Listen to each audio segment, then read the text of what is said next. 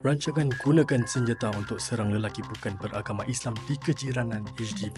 Ikrar taat setia kepada ISIS dan hasrat untuk sertai kumpulan pengganas itu di Syria. Rancangan ini bagaimanapun berjaya digagalkan setelah lelaki warga Singapura berusia 17 tahun ditahan di bawah Akta Keselamatan Dalam Negeri ISA pada Ogos 2024. Ia kemudian dikenakan arahan penahanan selama 2 tahun pada September. Siasatan oleh Jabatan Keselamatan Dalam Negeri ISD mendapati pelajar itu merupakan penyokong tegar ISIS. Semasa memberi ulasan mengenai kes remaja berusia 17 tahun itu kepada media pada Jumaat, Menteri Undang-Undang Merangkap Ehwal Dalam Negeri Encik K. Shanmugam menekankan pentingnya peranan anggota keluarga dan teman-teman.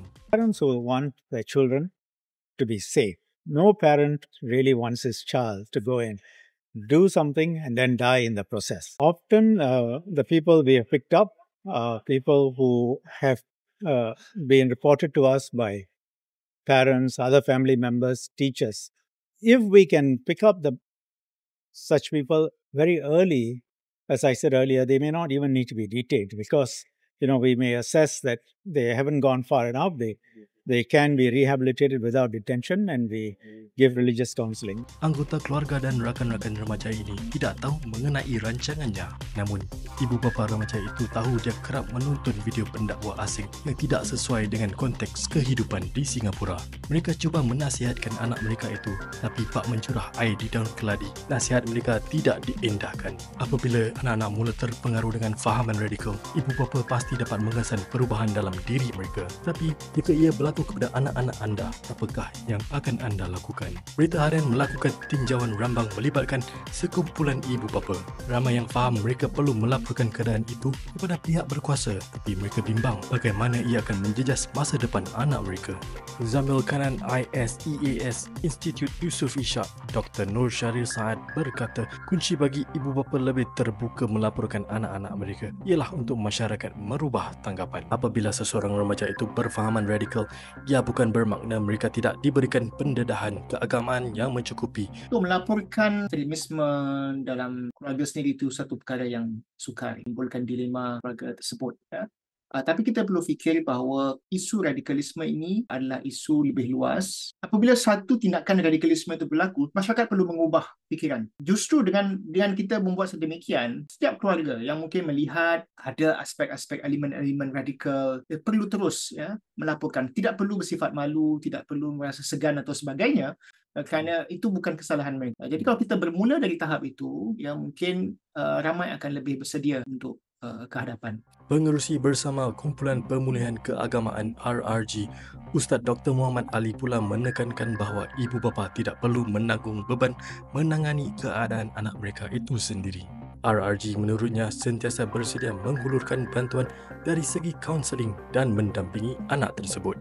Tidak dinafikan bahawa institusi keluarga, terutama sekali ibu bapa, memainkan peranan yang amat penting dalam mengekang fahaman pelampauan di kalangan anak-anak muda kita. Ibu bapa itu adalah pelindung utama, the first line of defense daripada fahaman radikalisasi. Pertama adalah untuk mereka memantau dan kedua menilai. Memantau aktiviti dalam talian anak-anak mereka.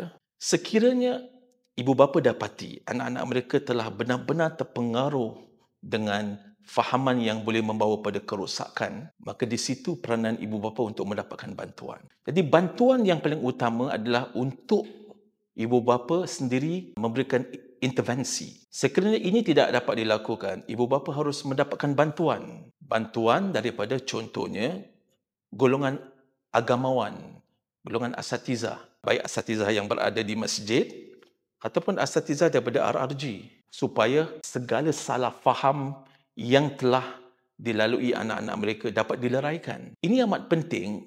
Kalau proses ini tidak dituruti, mereka akan menjadi lebih radikal. Melaporkan anak-anak mereka kepada pihak yang bertanggungjawab, itu sebenarnya satu amanah, kerana melaporkan anak-anak mereka itu sebenarnya menyelamatkan mereka.